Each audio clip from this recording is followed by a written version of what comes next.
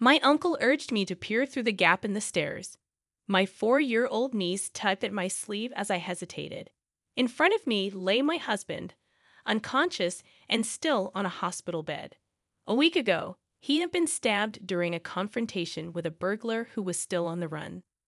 Upon returning home, my niece's peculiar words echoed in my mind.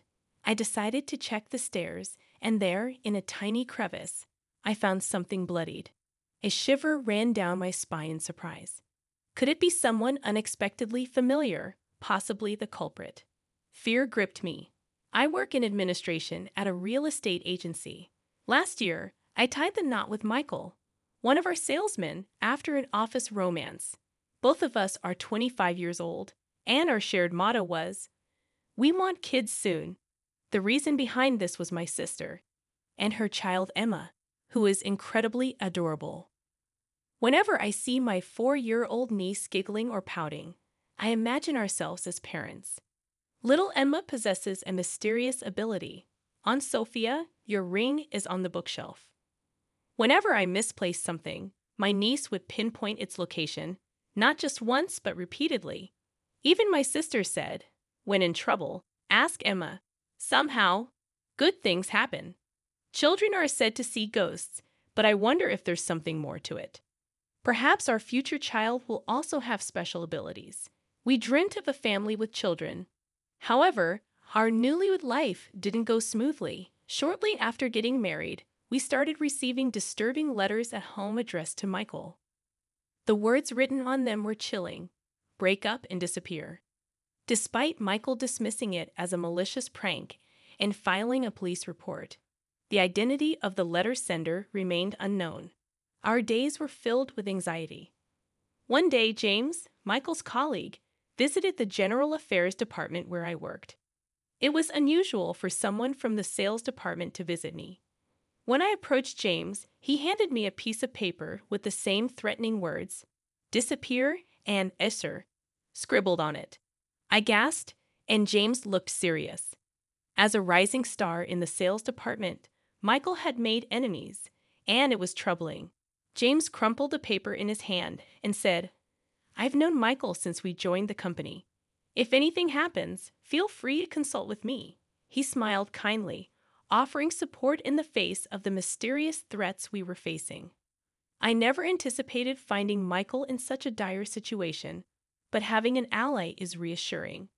My sister also visited our home, concerned about us despite the unsettling letters. With support from those around us, we stood strong, determined not to let the harassment defeat us. I resolved to stand by Michael. Little did we know what was about to happen. My sister called me in a panic, urging me to come back immediately. It was a Saturday, and Michael, who was supposed to be home after working overtime, was unconscious. I received her call while attending a friend's wedding. Rushing to the hospital, I found Michael lying pale-faced on the bed. I pleaded with him to wake up, gripping his hand, but he remained motionless. The room echoed with the rhythmic beeping of machines, and tears streamed down my face. I wondered why this was happening. My sister, who had been waiting in the room, comforted me. According to the police, our neighbor had discovered Michael collapsed at home with a stab wound. The neighbor had come to deliver a community newsletter and, as usual, opened our front door without hesitation. Fortunately, this act led to the early discovery of my husband. Given the recent spate of burglaries in the neighborhood, the police suspected it might be the work of the burglar. I believed it was the same person who sent those threatening letters. I fervently explained this to my sister, but she interrupted, insisting that she would handle the explanation to the police. She advised me to take a break. I lamented, thinking that if only I hadn't gone to that wedding, maybe Michael would be safe. I prayed for his recovery, but even after a week, he remained unconscious. The perpetrator was still at large. In the hospital room, I spoke to my husband, connected to numerous tubes. There was no response. No matter how hard I tried to hold back tears, they flowed uncontrollably. It was challenging to stay positive, even when people encouraged me to. Turning around, I found James, who had been checking on Michael every day, offering flowers and treats to comfort me. I apologized for showing him such an embarrassing sight. I hastily wiped away my tears, but James leaned in and reassured me, "Don't worry about it." Just then, an innocent voice came from behind. "Aunt Sophia, who's this?" I looked back, and my niece Emma stood there, tilting her head curiously. It was her first time visiting. "Oh, come on," my sister said curtly to Emma and then greeted James. "I apologize for intruding on your family. Well, I'll leave you all to it." With a brief nod to my sister, James placed the flowers down and left the room. Sorry for the sudden visit. Emma insisted on coming to see Michael. My sister looked apologetic, but Emma paid no attention. She stood by the bed, staring intently at Michael's face. "Uncle is saying, look into the gap in the stairs. A barge is there," my niece suddenly blurted out, a mysterious statement from behind. "A barge? You mean those large ships that transport goods at the harbor? And it's under the stairs."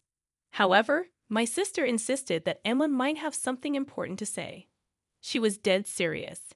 As we continued visiting, hours at the hospital passed, and my sister drove me home. Before parting ways, she said, "Call me if anything happens." But seriously, was there really a gap under the stairs? I retraced my memories, unlocked the front door, and headed toward the staircase. During the incident, Michael had been found collapsed on the stairs, covered in blood. The police had collected evidence and cleaned up. Everything was already in pristine condition. There's a gap at the edge of the bottom step. I noticed a faint trace of red blood. I shone my flashlight inside and saw something reflecting, glinting in the light. I quickly grabbed some tweezers and pulled it out. It turned out to be something unexpected. Isn't this a company badge? In our company, everyone wears a badge with a company logo as an employee ID. The familiar badge was dried and stained with a significant amount of blood. It must have been squeezed into the gap because of the blood. Come to think of it, the police mentioned an unnatural scratch on Michael's fingertip. Could he have pushed something into the gap? The hidden company badge might be a message from Michael, indicating who the culprit is. I immediately called my sister. "See, something was found after all. Let's go together to report it to the police," I suggested as my sister bustled around on the other end of the phone. I heard my niece's voice. "If there's no barge, you need later. It's troublesome for one person who's being a nuisance." What another riddle is this?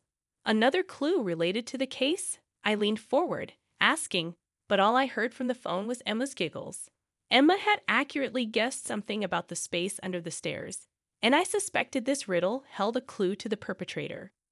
I stared at the blood-stained company badge in my palm. Michael must have left a crucial clue in his desperate struggle, enduring immense pain until he lost consciousness. I won't let Michael's message go to waste. I'll catch the criminal. I vowed to uncover the cowardly perpetrator and seek revenge. Later, I promptly delivered the badge to the police and went to visit my niece. If there's no barge, you need later. It's troublesome for one person who's being a nuisance. Emma's words intrigued me. I asked her for more details. "Hey, Emma, what does it mean when you say I need a barge later? Is it too late?" Emma shook her head. "No, not like that. I'm still puzzled. When you say it's troublesome for one person who's being a nuisance, are you talking about the number of people? Would 2 people be less of a nuisance?" "No, that's still too many. It's about being bothersome."